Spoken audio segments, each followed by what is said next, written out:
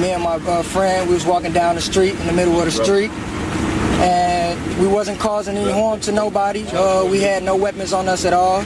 We were just walking, having a conversation. No cars were blowing at us or honking at us like we was holding up traffic or anything like that. Now, a police officer squad car pulled up, and when he pulled up, these was his exact words. He said, "Get the F on the sidewalk." And we told the officer we was not but a minute away from our destination, and we would shortly be out the street. We was having a conversation, and he went about his way for about 1 or 2 seconds as we continued to walk, and then he reversed his truck, his car, and in a manner to where it almost hit us, and it blocked both lanes off the way he turned his car. So he pulled up on the side of us. He tried to thrust his door open, but we were so close to it that it ricocheted off us and it bounced back to him. And I guess that, you know, got him a little upset. And at that time, he reached out the window. He didn't get out the car. He just reached his arm out the window and grabbed my friend around his neck and was trying to, as he was trying to choke my friend, and he was trying to get away, and the officer then reached out and he grabbed his arm to pull him into the car. So now it's like the officer's pulling him inside the car and he's trying to pull away. And at no time the officer said that he was going to do anything until he pulled out his weapon. His weapon was drawn and he said, "I'll shoot you," or "I'm going to shoot." And in the same moment, the first shot went off. And we looked at him, he was shot, and there was blood coming from him. And we took off running. And as we took off running, I ducked and hid for my life because I was feared for my life. And I hid by the first car that I saw. My friend, he kept running. And he told me to keep running because he feared for me too. So as he was running, the officer was trying to get out of the car. And once he got out the car, he pursued my friend, but his weapon was drawn. Now, he didn't see any weapon drawn at him or anything like that, us going for no weapon. His weapon was already drawn when he got out the car. He shot again, and once my friend felt that shot, he turned around and he put his hands in the air, and he started to get down, but the officer still approached with his weapon drawn, and he fired several more shots, and my friend died.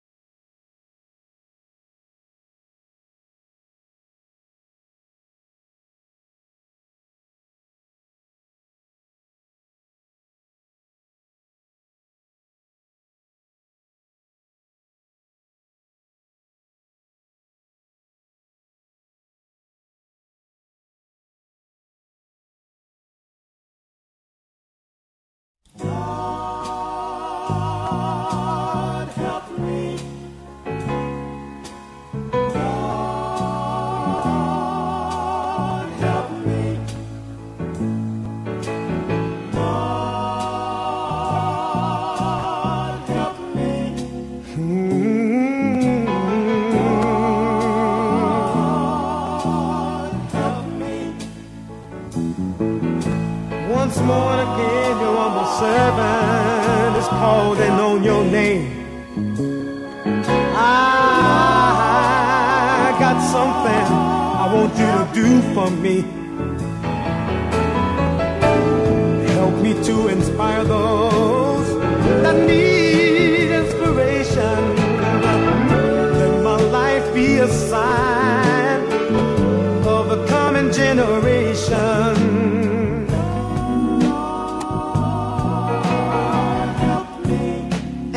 Also asking you to help my brother. He needs help too, Lord.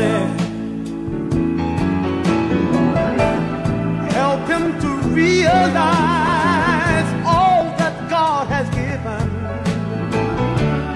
Help him to know that there's a purpose for living.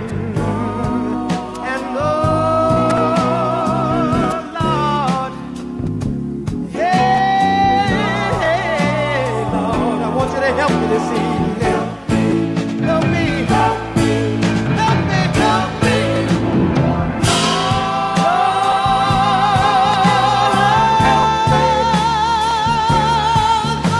me.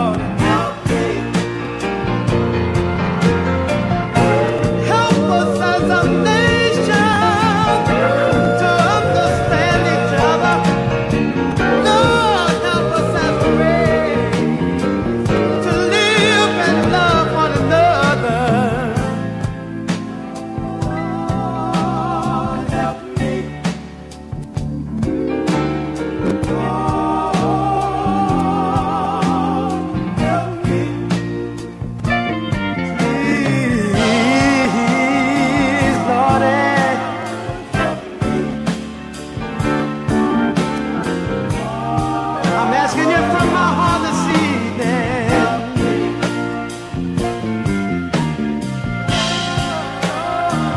You know I need you. I need you by my side. You know I want to do the things that's right. You know my mind is willing, but sometimes my flesh get weak down.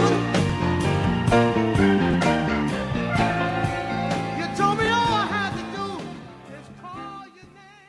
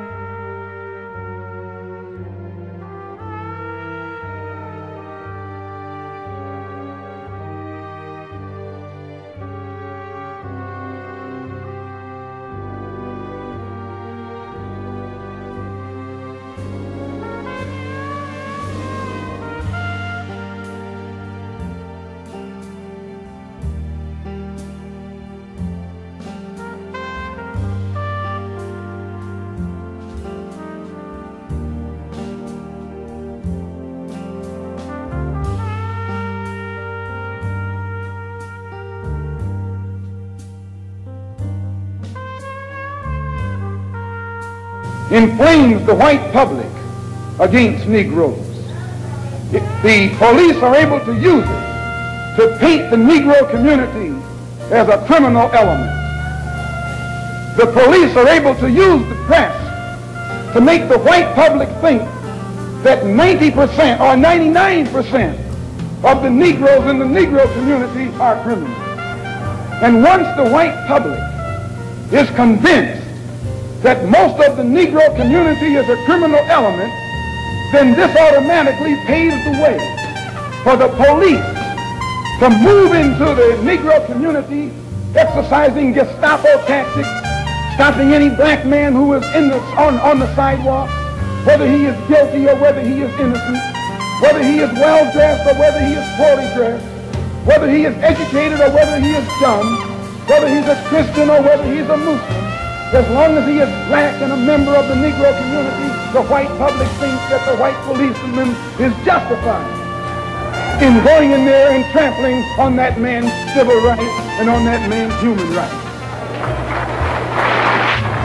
Once the police have convinced the white public that the so-called Negro community is a criminal element, they can go in and question, brutalize, murder unarmed, innocent Negroes, and the white public is gullible enough to back them up.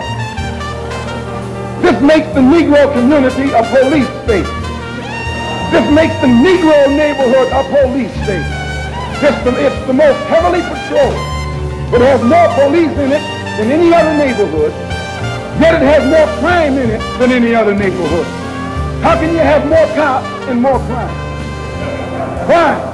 It shows you that the cops must be in cahoots with the criminals.